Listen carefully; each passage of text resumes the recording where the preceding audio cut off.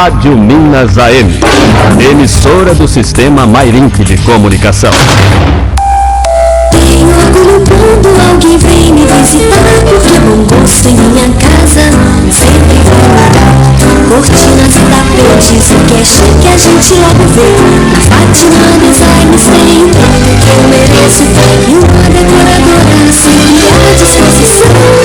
Fátima Designs, ter classe natural. A Fátima Designs tem para você todos os tipos e modelos de cortinas e cobre qualquer orçamento.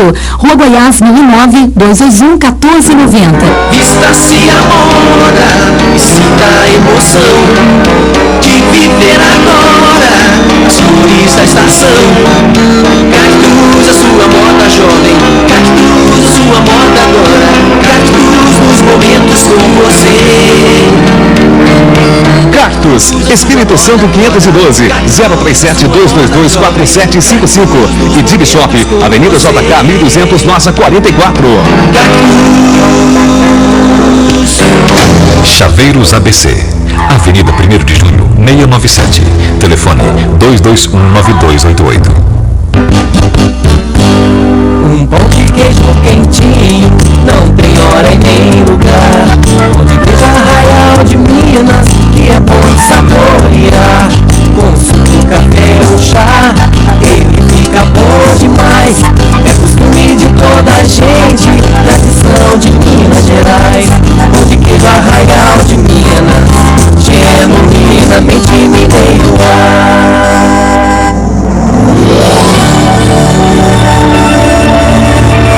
Confecções Ecoa Corpore, Rua Pernambuco 702 e 708. Corpore, Indústria e Comércio. Telefone 222-1355.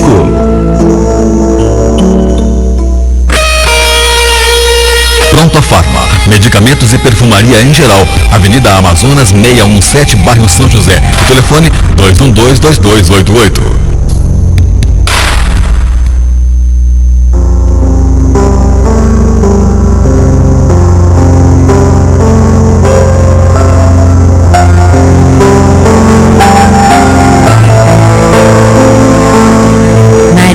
Escolheu a boa parte que não lhe será tirada.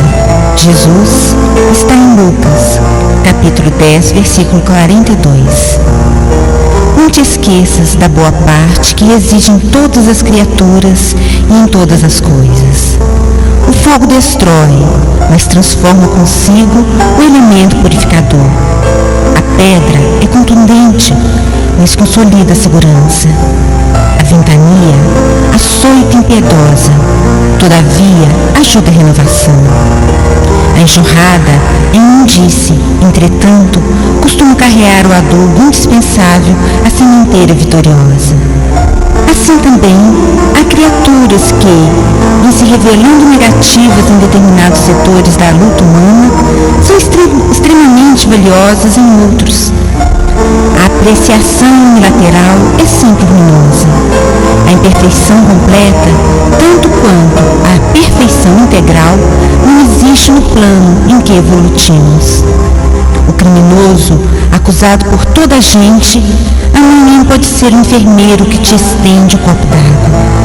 O companheiro no qual descobres agora uma faixa de trevas, pode ser depois um irmão sublimado que te convida ao bom exemplo. A tempestade da hora em que vivemos é muitas vezes a fonte do bem-estar das horas que vamos viver. Busquemos o lado melhor das situações, dos acontecimentos e das pessoas. Maria escolheu a boa parte que não será tirada, disse o Senhor. Assimilemos a essência da divina lição.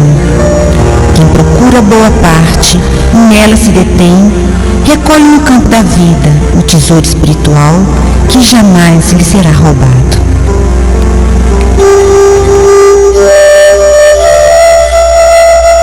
Estamos iniciando mais um programa Projeto Futuro, reunidos nesta grande sala de aulas para levar até você a mensagem espírita.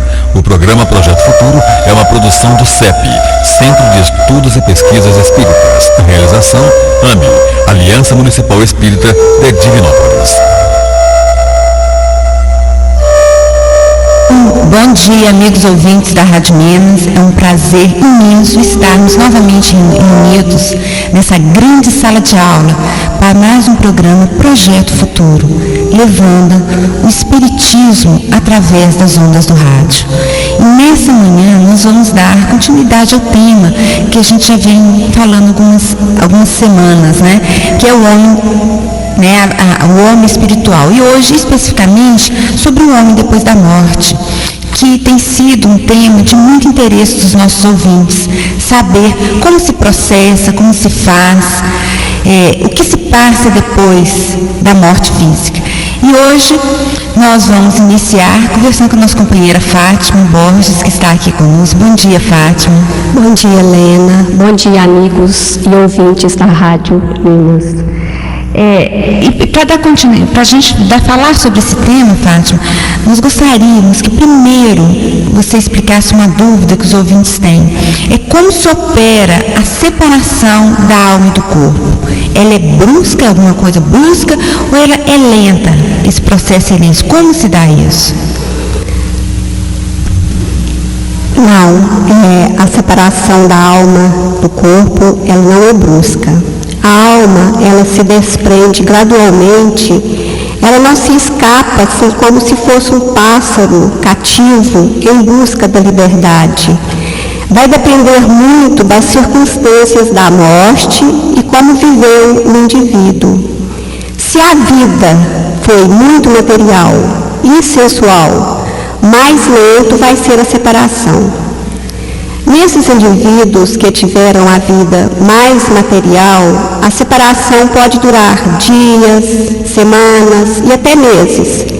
Ao passo que a atividade intelectual e moral, a elevação dos pensamentos, operam um começo de desprendimento mesmo durante a vida do corpo, de modo que, chegando à morte, ela é quase instantânea.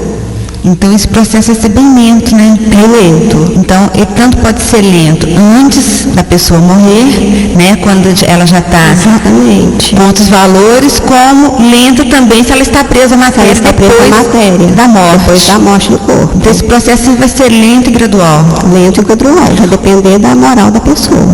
Isso. Fátima, e qual a situação da alma imediatamente depois da morte do corpo? Que muitas pessoas acham assim, morreu lá, virou santo, né? Porque depois que a pessoa desencarna, a gente só vê falando assim, né? Porque fulano foi muito bom, olha, fulano é isso. Então parece que a morte, as pessoas acreditam que ela traz um estado de pureza para as pessoas, né? Então a gente queria saber assim, como situa, logo depois da morte, a alma da pessoa, se ela tem instantaneamente consciência de si, né? Se logo depois que ela morre, ela tem consciência dela mesma, que ela morreu, que houve essa continuidade, como que ela vê as coisas do outro lado, qual a sensação que ela experimenta, que os ouvintes têm muita curiosidade a respeito desses assuntos. Bem, no momento da morte, tudo apresenta confuso para o indivíduo e é preciso algum tempo para se reconhecer. A alma, ela conserva tonta no estado do homem quando ele sai de um profundo sono e procura compreender a situação. Como quando a gente está dormindo em um local diferente, em uma casa diferente, às vezes a gente acorda e pensa assim, onde eu estou? Ao mesmo acontece com a morte. Então há uma leve perturbação. Uma leve perturbação. Né? Logo após a morte, a pessoa fica meio, parece que desorientada. Né? Onde eu estou, onde eu movimento nesse espaço que eu estou vendo agora. O que aconteceu, né? Agora, o tempo da perturbação sequente à morte é variável, como nós já dissemos na pergunta anterior, vai depender de como viveu esse indivíduo durante a sua vida corporal. Então, se a pessoa, às vezes, for muito apegada a determinadas coisas, ela vai ter uma perturbação maior. Quer dizer, não estiver preparado para esse desligamento. Isso mesmo. E já os espíritos, né, que já estão preparados para esse desligamento, já tem uma aceitação maior, uma compreensão maior. Que sabe que a morte não é o fim, né? E estão também moralmente, né, numa situação melhor, vai ter uma perturbação menor. Vai ter uma consciência maior do que ele vai estar vivendo. Exatamente, isso mesmo. E a alma que deixa o corpo, Fátima, pode ver Deus? E as pessoas perguntam muito isso para nós, né? Aí assim, logo depois que eu morrer eu vou poder ver Deus, eu vou chegar perto dele, eu vou perguntar as coisas para ele. Parece assim, as pessoas acham que vão direto até Deus. Aos braços do Pai. E, no entanto, só as almas de nível elevado, elas podem gozar da presença de Deus. Gozar no sentido, assim, de uma percepção mais ampla. Exatamente, sentir a presença de Deus. Porque Deus está em todos os lugares, em volta de nós, quer dizer, nós não sentimos porque nós não sintonizamos com Ele. Exatamente, a gente pode sentir a presença de Deus aqui, encarnados. E as pessoas geralmente ficam achando assim, eu quero ver Deus, como que será Deus, né? Acha que tem que morrer, vai morrer para ver Deus, né? Ver visualmente mesmo. E essa proximidade nossa com Deus é um caminho muito longo ainda. Muito. Para nós que estamos aqui, né? Nós somos muito longe. Se Deus está, aí vem a questão, né? Que nós estávamos, se Deus está em toda parte, Fátima, igual a gente estava comentando, Deus está em toda parte e tal, porque nem todos os espíritos podem vê-lo. É outra questão, né? Exato. Deus, Ele está assim em toda parte, porque em toda parte Ele irradia. Podemos até dizer que o universo, ele está mergulhado na divindade, assim como nós estamos mergulhados na luz solar. Então, como estamos aqui mergulhados, né, com esse sol, essa luz solar, a mesma coisa está o universo, mergulhado na divindade de Deus. Os espíritos atrasados, porém, eles estão envolvidos numa espécie de nevoeiro que oculta Deus a seus olhos e que não se desfaz senão à medida que eles desmaterializam e se purificam. Os espíritos inferiores são, pela vista em relação a Deus, o que os encarnados são em relação aos espíritos, verdadeiros cegos. E é interessante, Fátima, que a gente vê assim, muitas vezes a gente está vivendo um dia maravilhoso, né? Isso. A gente está vendo a beleza do dia, o encantamento, mas aquela pessoa que está revoltada, que traz mágoa, receios, rancores dentro de si, ela não percebe isso, quer dizer, ela faz parte daquele dia, mas não percebe. Isso. A mesma coisa deve acontecer conosco em relação a Deus, quer dizer, tudo, ele está envolvendo tudo, mas nós não conseguimos perceber pelo estado que nós trazemos dentro de nós. Exatamente. Pela falta de viver as suas leis, quer dizer, de estar em sintonia com ele. Isso. Seria mais ou menos por aí, né? É isso mesmo. Como eu disse, né, em relação aos espíritos encarnados que não acreditam que existe o espírito. Porque a gente, mentalmente, nós vamos criando para nós o que eu vou encontrar do outro lado. Então, assim, a pessoa que cria que vai encontrar determinada coisa, quer dizer, ela pode até chegar lá e se perceber vivendo aquilo, mas não porque é uma criação dela, até que ela começa a tomar consciência e quebre aquela falsa, aquela ilusão que ela criou. É como o homem num deserto, né? Isso. Alucinado para encontrar oásis e enxerga aquele oásis. Quando ele vai se aproximar, se tornando consciente, ele vê que apenas era uma ilusão. É uma ilusão dele. Que aquilo não existe. O Fátima, uma outra questão que é muito levantada é com relação à individualidade. Depois da morte, os espíritos têm consciência de sua individualidade, como constata e depois como podemos constatá-lo. Quer dizer, ele tem consciência dessa individualidade? Sim, ele tem consciência. Como que ele constata isso? Ou como nós poderíamos constatá-la quando nós desencarnarmos? Se as almas não tivessem sua individualidade depois da morte, isto para elas, assim como para nós, seria o mesmo que não existir, porque não teria caráter algum, porque assim a alma de um criminoso estaria na mesma altura que a alma de um homem de bem, donde não haveria interesse algum em fazermos o bem enquanto aqui estamos encarnados.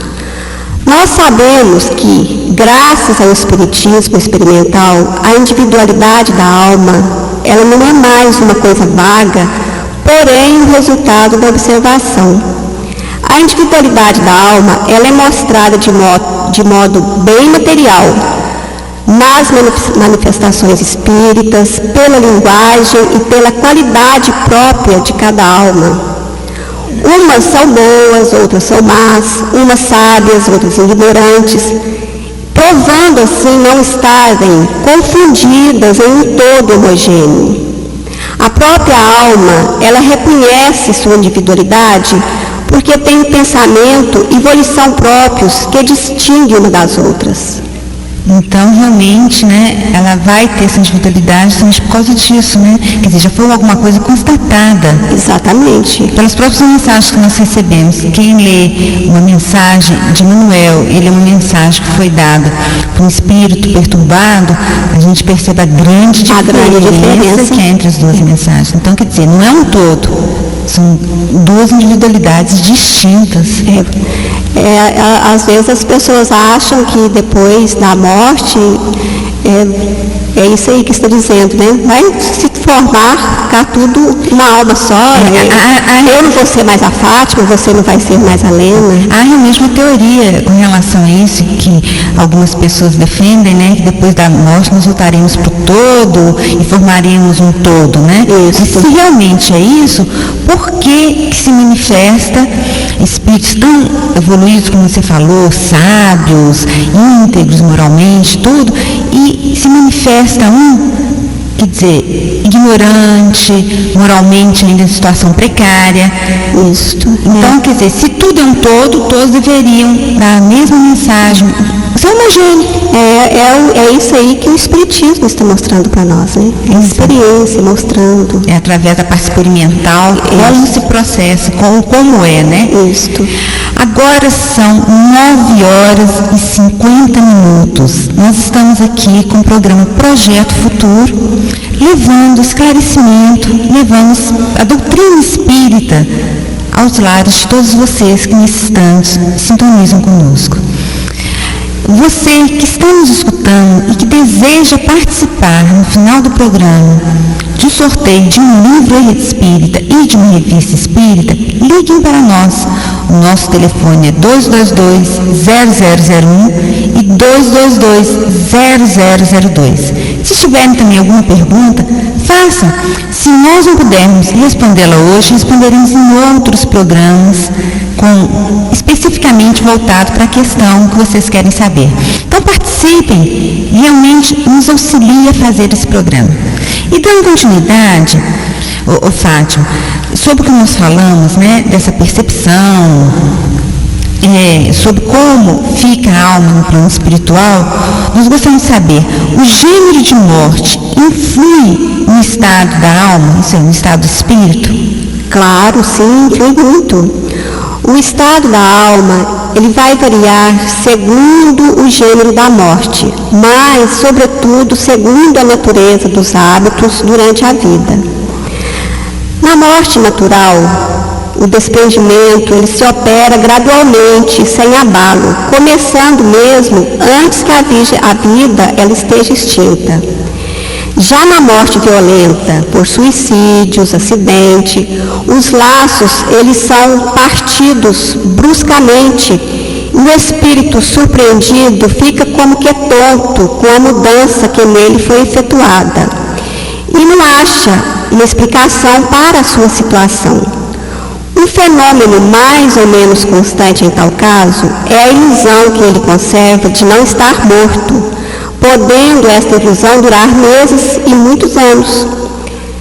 Quando ficam nesse estado, ele se locomove, julga ocupar-se dos seus negócios, como se ainda estivesse no mundo dos encarnados, e fica espantado de não lhe responderem quando fala. E é bom deixarmos claro também que esta ilusão, ela não se opera só em caso de morte violenta, mas também nos indivíduos que estão muito materializados. Então, isso também seria uma perturbação a que se passa o espírito depois da morte. Exato. Quer dizer, ele está muito materializado, então é um estado de perturbação. É um estado de perturbação. Que ele passa. Há até um livro que conta experiências de um espírito que ele desencarnou bruscamente, ele não estava preparado, ele era muito materialista, muito apegado aos bens dele, a família e tal. E ele realmente, ele chegou a ver o corpo dele e não aceitou, não acreditou. Falou, que isso, vocês estão enganados. E foi para a casa dele, caminhando, como se estivesse, ainda encarnado, caminhando, e achava ruim porque trancaram a casa, não deixaram a chave com ele, que as pessoas iam sentar para almoçar e não convidaram, até que ele se apercebeu realmente da sua posição e realmente foi, para uma situação mais de consciência do fato. E aí leva as pessoas, a perguntarem, Fátima, para onde vai a alma depois do corpo? Bom, essa alma, ela não vai perder na imensidade, no infinito, como geralmente se supõe. Às vezes, ela pode errar no espaço e muitas vezes no meio daqueles que conheceu e, sobretudo, amou, podendo transportar-se a distâncias imensas. Tanto ela pode, como ficar por ali mesmo. E aí entra uma questão que é o medo que as pessoas têm. Meu irmão, o meu pai, minha mãe, seja uma pessoa conhecida que desencarnou, que morreu, elas ficam assim, o que eu faço? Eu acho que ele está lá dentro de casa, eu acho o que fazer? Daí vem a questão, ore para ele, Exatamente. É o Coevaldo no final do programa de hoje também vai responder para nós, Qual que é o auxílio dessa oração, dessa prece, para que ele realmente tome consciência do seu estado, procure o seu caminho, E conserva, essa é uma questão também muito perguntada, conserva a alma as feições que tinha na terra, na vida na terra? Ah, sim, ela conserva, mas só as afeições morais.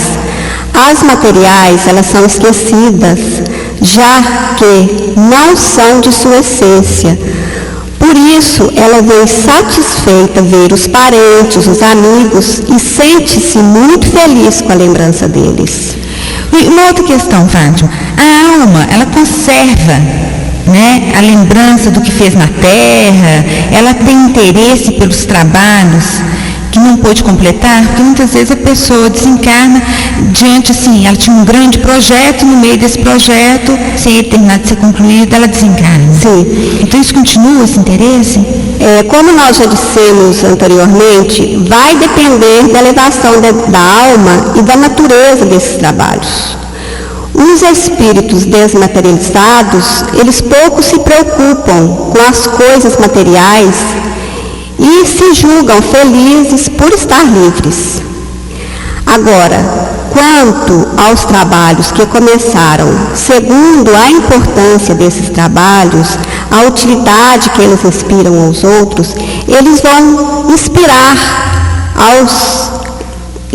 aos encarnados, aos entes queridos, a continuarem, a darem continuidade a esses trabalhos. Então, a importância coletiva desses trabalhos, que vai levar ele a inspirar. Exato. Agora, a preocupação, igual nós respondemos nas questões anteriores, quando a pessoa for muito preocupada com os bens materiais, ela vai se prender vai se prender a eles. Ela vai se prender e sem ter condições de solução, de continuidade.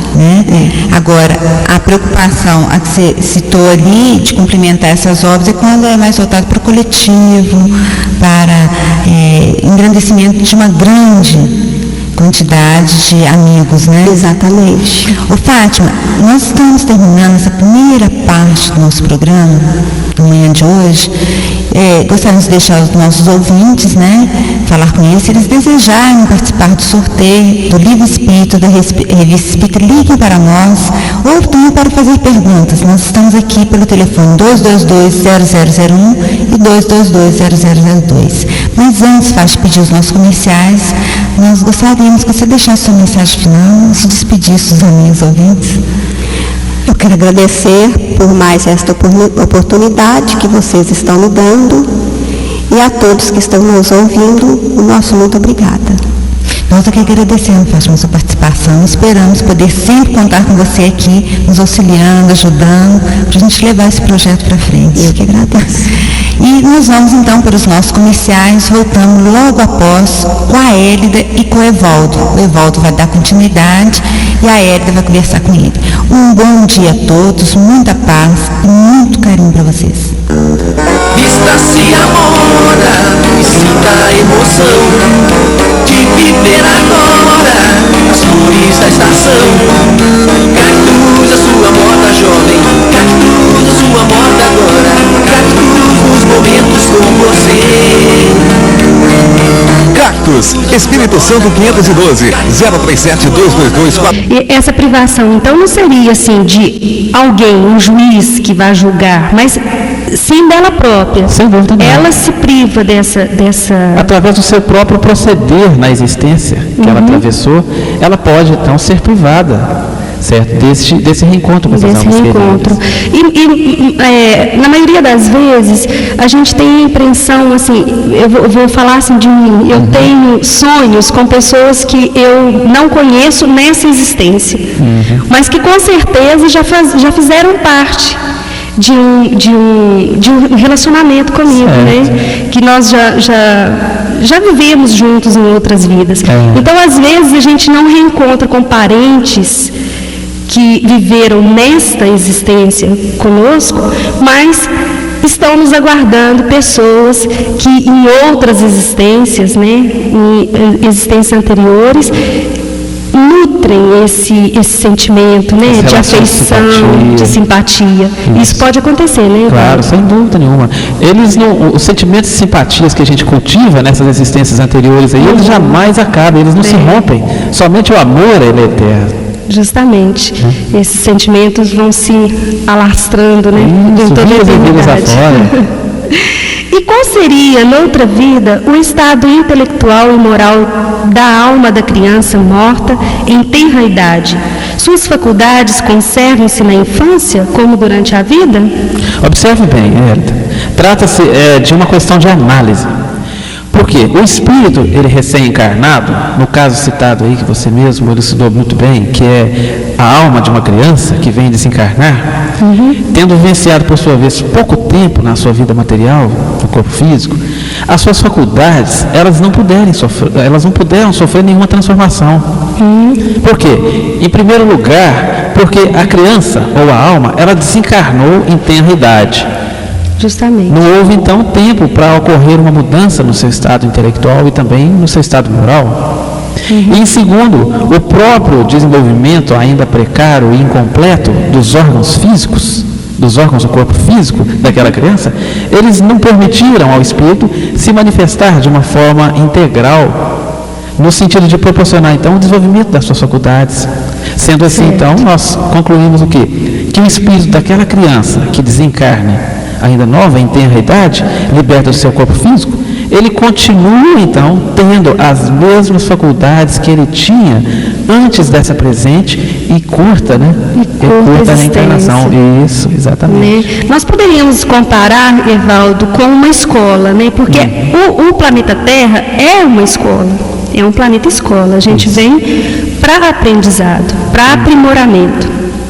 Exato. Então, nós podemos, quando uma criança entra na escola, começa a cursar a escola, na primeira série, vamos colocar assim, na primeira série, mas ela não chega até o final dessa primeira série, ela não tem condição nenhuma de adquirir os conhecimentos que aquelas outras crianças que terminaram o ano, que passaram para a segunda série, vão adquirir. Exato. Né? É muito boa essa comparação. Pode ser comparada assim? Sem dúvida.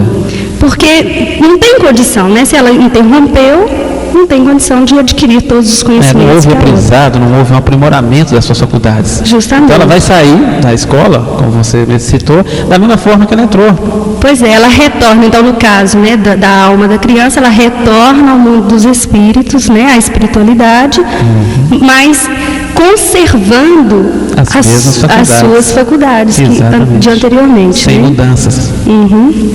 Que diferença há depois da morte entre a alma do sábio e a do ignorante, entre a do selvagem e a do homem civilizado? Novamente, é uma questão bastante lógica. A mesma diferença que existia entre eles durante a vida da matéria, se a gente for pensar bem. Ou seja, a distância que existia entre o sábio e o ignorante, ela prevalece. Ela continua existindo. Tá? Porque, olha você vê, não é pelo fato da criatura ela estar de volta ao mundo que lhe é próprio, ou seja, ao mundo dos espíritos, que vai ser dado a ela, que lhe será dado todos os conhecimentos que faltavam e que às vezes ela nem buscou adquirir, não buscou conquistar. Então, simplesmente, depois da morte, a alma, ela se apresentará tal qual aquilo que ela buscou construir de si mesma. Nada mais lhe será acrescentado, a não ser aquelas virtudes que ela mesma lutou para adquirir. É algo que é bastante justo, não é? A justiça divina, ela é certa nisso aí. Basta analisar o que a gente é hoje. Nós somos o projeto de nós mesmos. De acordo com os nossos esforços, ou a nossa atitude também de passividade perante o nosso próprio crescimento espiritual, serão então os nossos méritos conquistados. Por isso, a existência de tantas diferenças no mundo, né, em pessoas e em níveis evolutivos. Cada um traça um caminho de acordo com o seu próprio esforço, de acordo com a sua própria força de vontade. Força de vontade. Tá? É interessante, Evaldo, que às vezes a gente encontra com pessoas assim que dizem assim, que incrédulas, né, que não acreditam na existência, né, na eternidade da alma, na eternidade do espírito, e que falam assim, eu não vou, tanto faz. Eu ser bom como ser mal, eu fazer coisas boas ou deixar de fazer. Ou às vezes acha que até não fazer coisas más já está se resguardando de alguma coisa que às vezes nem ele sabe o que é, mas ele está se resguardando.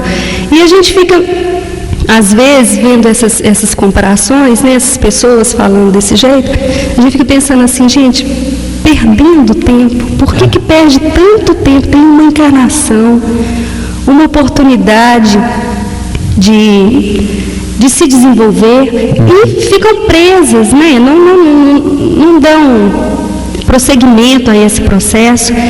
Como se diz, a gente fica assim meio sensibilizado. Eu fico sensibilizado quando eu ouço assim, porque o patrimônio, o que nós adquirimos, igual você falou, nós somos projetos de nós mesmos. Isso, se nós não fizermos para nós, ninguém fará. Exatamente. Ninguém fará.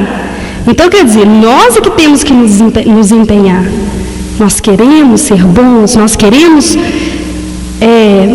estar melhores depois, como se diz, depois dessa passagem por aqui.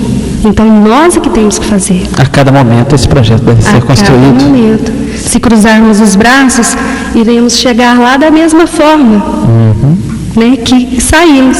Com certeza. Aí, a hora que chegar lá é que nós vamos ver, mas, gente, que tempo perdido. Isso. Progridem as almas intelectualmente depois da morte, Evaldo?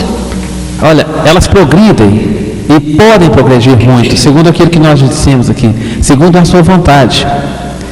E então, devido a essa força, ou seja, impulsionados pela sua própria força de vontade, que algumas almas, elas progridem muito. E de que forma elas progridem muito? Aproveitando ao máximo esse período que nós podemos denominar, nós espíritas chamamos de um período de erraticidade. E a erraticidade seria o quê? Seria esse intervalo existente entre uma reencarnação e a outra. E progredindo então as almas em ciência e em moralidade, elas mesmas, elas percebem a necessidade de pôr em prática aquele conhecimento que elas buscaram, aquilo que elas aprenderam. E nada melhor do que uma vida corporal, que seria colocar essa teoria aplicada na prática. Então seria o tão necessário retorno maravilhoso ao mundo da matéria. Esse mundo maravilhoso nosso, com tantos desafios, com tantos obstáculos, com novos aprendizados, onde a alma realmente, ela põe em prática os seus conhecimentos, aproveitando ou não, progredindo ou não, a cada momento de sua existência, dependendo unicamente dessa grande força que impulsiona o ser humano à busca do seu progresso, que é a vontade. A base do progresso do mundo é a vontade. Se não fosse, né? Se não fosse pela vontade, é o querer. Exatamente. É o assumir a sua posição de um ser que necessita evoluir, tanto intelectualmente como moralmente. Tanto encarnado como desencarnado. É dada essa oportunidade a nós crescermos, esteja no mundo dos espíritos como no plano da matéria. Uma ouvinte, o Evaldo, nos ligou. E retornando ao assunto da criança, ela quer saber, ela diz que perdeu um irmão, criança ainda. Ela quer saber se, por acaso, em outras vidas, ele já foi adulto. E se já foi, como que fica isso? Adulto numa encarnação e morreu criança nesta. Ela quer saber como que fica essa situação. Olha, primeiramente, o fato dele ter desencarnado ainda criança nessa existência, a gente sabe que tem uma causa, há um porquê, certo? Às vezes a gente se revolta com relação a fatos dessa natureza, mas a gente sabe que a providência divina, ela sabe daquilo que ela faz. Então existe uma causa nisso aí. Agora, com relação a questão dele ter sido adulto, com toda certeza, ele atingiu a maioridade em outras vidas, em outras existências. Agora, porém, nessa, ele ter desencarnado prematuramente, né, no caso aí, ainda em tenra idade, é algo que provavelmente já trazia em seu projeto reencarnatório. Talvez seria uma necessidade reencarnatória dele mesmo, atravessar essa prova ou essa expiação, né, que é importante tanto para ele como também para os pais. Justamente, certo? Às vezes seria mesmo só uma questão de aprendizado para os pais, né? Para os pais, exatamente. A gente não pode falar assim que é ou que não é, né? Porque depende de cada projeto, de cada pessoa, de cada espírito. Sem dúvida. Mas como fica esse espírito no plano espiritual? Adulto ou criança? Muito boa a intervenção da Lena, porque esse espírito, quando ele desencarna, ele vai recobrar todas as suas faculdades que ele já tinha, ou seja, ele vai continuar tendo a sua maturidade, ele não vai continuar como criança, ele está atravessando essa fase na infância. Por quê? Porque ainda o próprio corpo físico, os órgãos do corpo físico impedem que ele tenha uma vida ativa como adulto. Então ele vai recobrar todas as suas faculdades que ele tinha. Que já conservava anteriormente. Exatamente, né? Ele não vai continuar sendo uma criança. A fase da criança é somente para o corpo físico, é uma fase que o espírito amadurece, mas ele já traz consigo um amadurecimento. Um amadurecimento espiritual. Uma maturidade. Espírito nenhum está reencarnando pela primeira vez aqui, né? Aqui não, com certeza que não. Então a gente sabe que já existe um desenvolvimento espiritual, né? Sem dúvida, que vai ser relembrado assim, né? Após o momento do desencarne. A Fátima trabalhou aqui a questão do desencarne do espírito. Então ele vai recobrando as suas faculdades à medida que vai havendo esse processo de desligamento. Ele vai sabendo quem é a sua individualidade. Ele vai recobrando a sua identidade própria.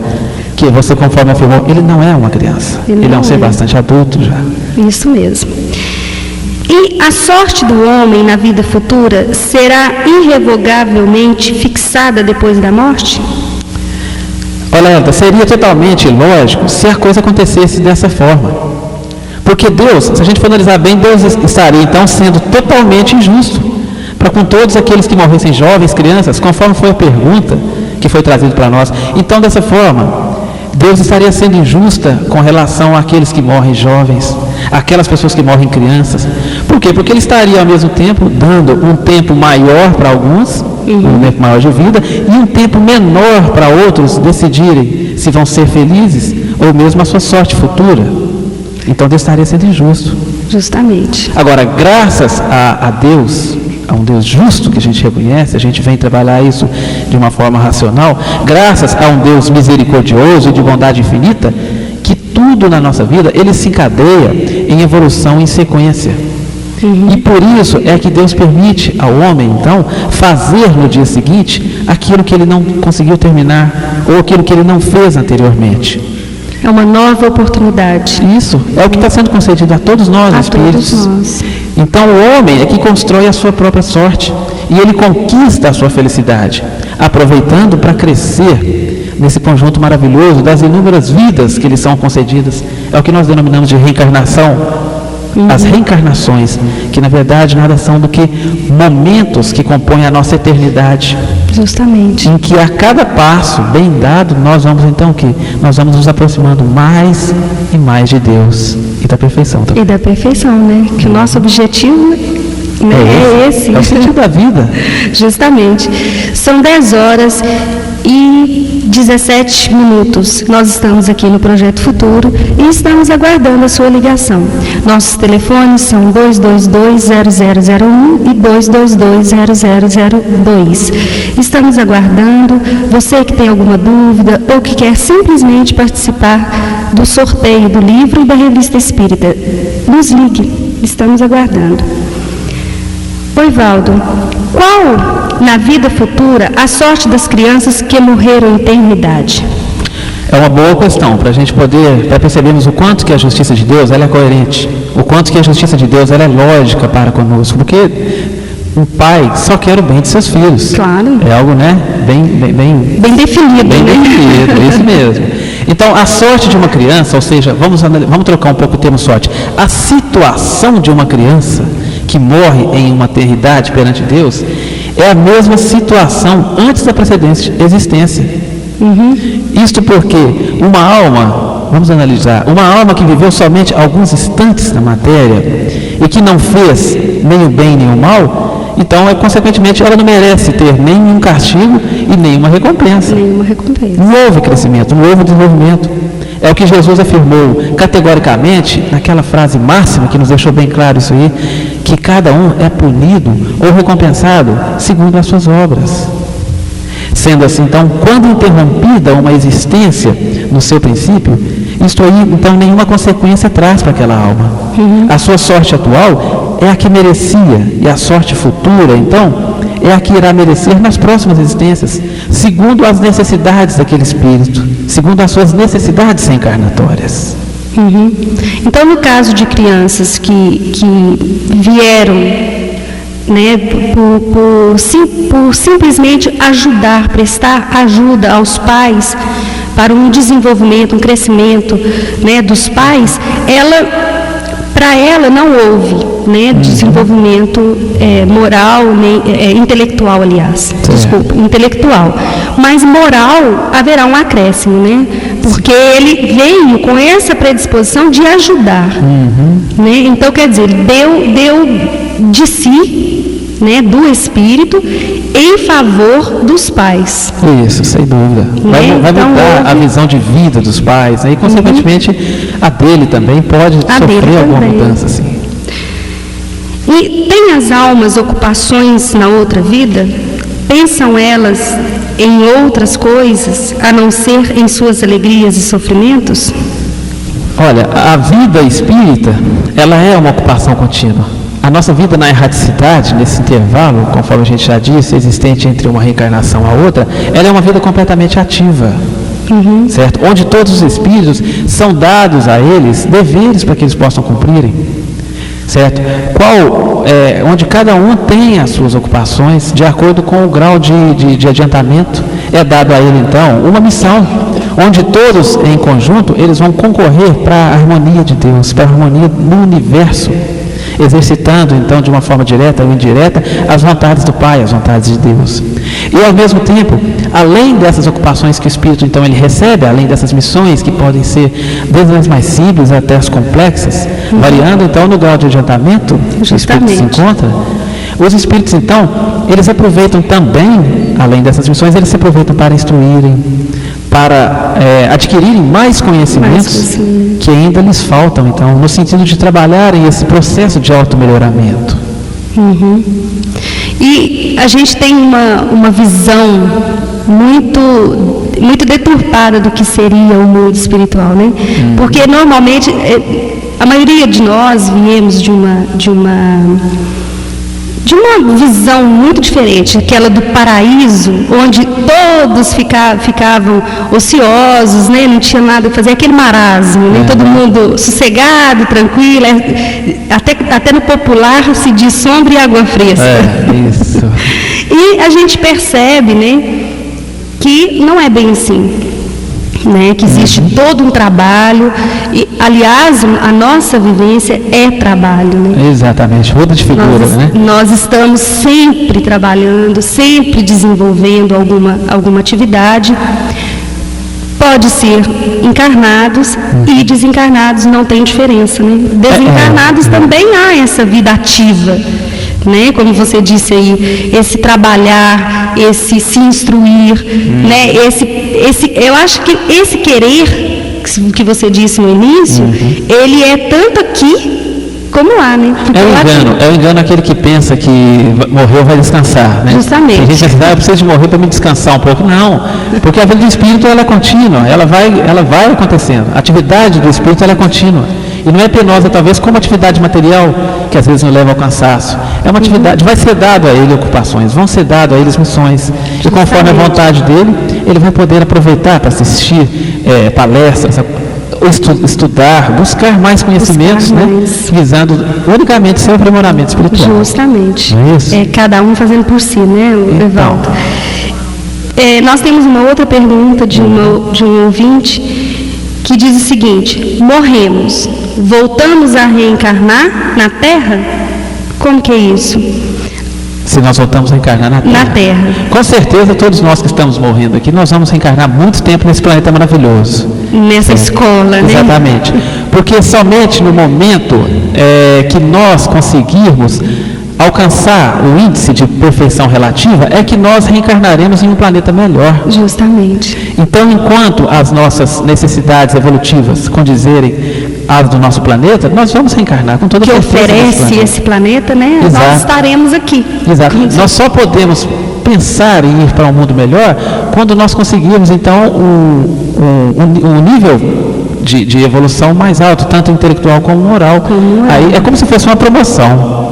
Todos nós queremos uma promoção, mas o que nós deveríamos fazer para merecer essa promoção? Já que nós sabemos que mundos mais felizes nos aguardam. Justamente. Nós vamos então trabalhar o nosso crescimento. Nós sabemos que existe, como se diz, vida em outros planetas, né? Que existe outras formas de vida. Há muitas moradas na casa do Pai. Muitas moradas na casa do Pai. Então, quer dizer, nós o que temos que fazer por merecermos, né? Com toda certeza, nós estaremos reencarnando mais uma boa quantidade de vezes aqui para a gente poder lapidar esse material bruto que ainda é a nossa condição íntima, né? Justamente. E em que consistem os sofrimentos da alma depois da morte? Irão as almas criminosas ser torturadas em chamas materiais?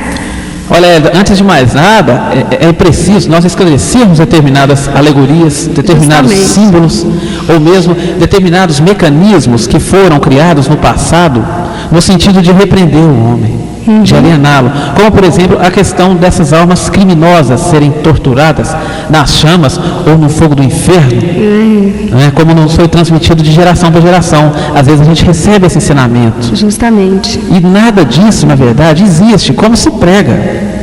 Porque se nós formos perceber, as torturas e os sofrimentos que a alma pode experimentar após a morte física, elas são na maioria de ordem moral. E que elas vão então variar, por sua vez, de acordo com as faltas cometidas e também de acordo com o grau de consciência que o espírito haja alcançado. Ou seja, o espírito, ele estará sujeito então ao tribunal da sua própria consciência, segundo o que ele foi durante a sua vida, segundo a sua forma de proceder, segundo os seus atos, segundo as escolhas que ele fez, construindo então para si mesmo o céu ou o inferno. Mas aonde que está esse céu e inferno? Na sua própria consciência. Já que esses dois extremos, eles são, na verdade, estados íntimos. Justamente. Né? O céu, então, o paraíso, conforme você mesmo disse, ele vai ser o quê? Vai ser a consciência tranquila, a sua paz íntima, a sua paz interior. E o inferno será o oposto de tudo isso. será aquela consciência pesada, o remorso, às vezes, por ter a criatura somente espalhado mal na sua existência. E esse estado de espírito, então, na maioria das vezes, ele se agrava quando a criatura desencarna. Por quê? Porque após a morte física, ele passa a ter o conhecimento de que não há falta, que não lhe traga, então, uma consequência. É a lei de causa e efeito que prevalece em nossa existência, a todo momento. Muito justa, né? Exatamente. E sendo assim, então, o espírito perverso, ele vai carregar consigo o seu inferno. Porque ele sabe que mais cedo ou mais tarde, ele terá que suportar o que fez os outros suportarem. Ele será humilhado se ele for orgulhoso. Ele será miserável também se ele foi mal rico ou se fez mau uso de uma riqueza. Agora, é importante relatar também que existe uma outra natureza de sofrimentos que a alma pode experimentar. Também após a morte, porque pode estar perfeitamente o tipo de sofrimento nas tendências até materiais que a criatura buscou desenvolver de uma forma obsessiva durante a sua vida. O apego, como por exemplo, né, os gostos sensuais e materiais que ele trabalhou, que ele conserva, e a impossibilidade de poder satisfazê-lo. Tudo isso aí vai trazer para ele um sofrimento, uma dor. Né? Passa a ser para ele, então, essa tortura que a pergunta nos solicita. Então, o apego às suas riquezas, conforme você mesmo disse, o apego aos seus tesouros, às suas posses, ao seu poder. E às vezes até a matéria, até o próprio corpo físico, as pessoas. Né? A sua posição social, que só existe no plano encarnado. Justamente. Né? Porque quando nós retornamos para o mundo do espírito, prevalece o quê? A nossa elevação moral. Então tudo isso, essa ânsia de poder, das posses, a riqueza, você disse aí, tudo isso então irão lhe trazer, sem dúvida nenhuma, sofrimentos após a morte física. E a prece, Evaldo, será útil às almas sofredoras? Olha, a prece, ela é bastante útil e ela é bem recomendada também pelos bons espíritos. Tanto que ela é pedida pelos espíritos que se encontram em sofrimentos. A alma, ou melhor, pelos espíritos que se encontram em sofrimento e também em situações de dor.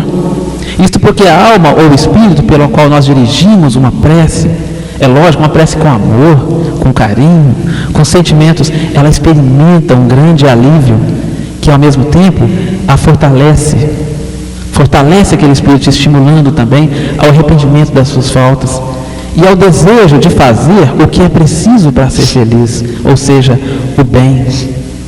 Ele então se conscientizará, ele pode se conscientizar através da nossa prece, ele pode se fortalecer, então ele pode se conscientizar da necessidade de reverter o mal que foi espalhado no bem que precisa ser feito, que precisa ser edificado. Então a prece, ela só como se diz, não só é útil, como recomendada, como necessária e recomendada, né? Exato. Então, Hélida, é importante que nós lembremos então sempre aqui, deixando até minha mensagem final, se for permitido, que nós lembremos então sempre, eu acho que é muito importante a gente perceber esse recurso maravilhoso que está na nossa mão, que é a prece. Lembremos sempre então de dedicarmos uma prece a todo aquele que sofre em alguma dimensão, independente de quem ele seja, um ente querido ou não. Alguém que sofre, alguém que passa por um momento de dor, de sofrimento em algum ponto desse universo infinito, que é sempre e será sempre abençoado por Deus. Veja bem, é importante analisarmos, alguém nesse momento, alguém nesse vasto universo, encarnado ou desencarnado, gostaria muito de receber uma prece verdadeira, ou mesmo um pensamento de carinho, que partisse do nosso coração para o coração de alguém que sofre. Eu vejo a todos muito amor e muita paz. Muito obrigado. Nós aqui agradecemos, Evaldo, a sua disposição e o seu carinho de estar aqui conosco e conversando nessa grande sala de aula, levando aos ouvintes, às vezes esclarecendo dúvidas, né? Dúvidas que nós temos, né? Que nós trazemos às vezes de longas vidas, né? Com certeza. Muito obrigado. Nós aqui agradecemos. Nós vamos agora fazer o sorteio da revista e do livro espírita e vamos aguardar o sorteio. Está difícil porque tem muitos participantes. Muitos participantes hoje. E a ganhadora do livro espírita é Wanda Soares, do bairro Niterói. E da revista é Antônio Portela de Oliveira, do bairro Itaí. Os dois ganhadores poderão apanhar os seus brindes na banca Allan Kardec, na Rua São Paulo, esquina com 1º de junho. Nós estamos terminando e vamos pedir a Deus que todos tenham uma semana cheia de paz, saúde e muita alegria.